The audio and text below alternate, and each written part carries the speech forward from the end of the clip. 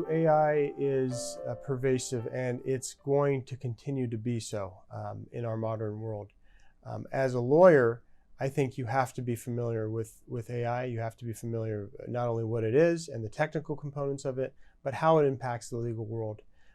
In my experience as a firm, we've noticed a tremendous shift in the autonomy of the world in general. And the law is trying to catch up. We have to understand, for example, how to regulate autonomous vehicles, drones, robots, and all of the implications that arise from that. And we have to construct statutory schemes at the federal level, the state level, and the local level that are also practical.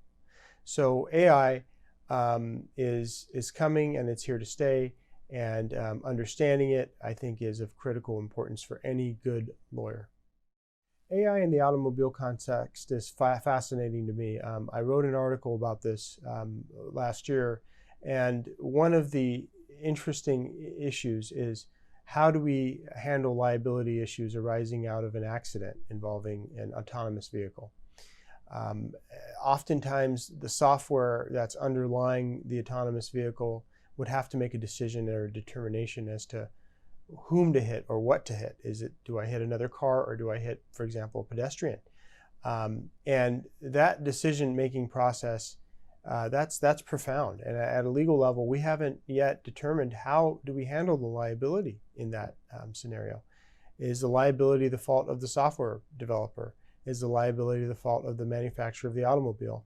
Is the liability in the fault of the owner of the automobile?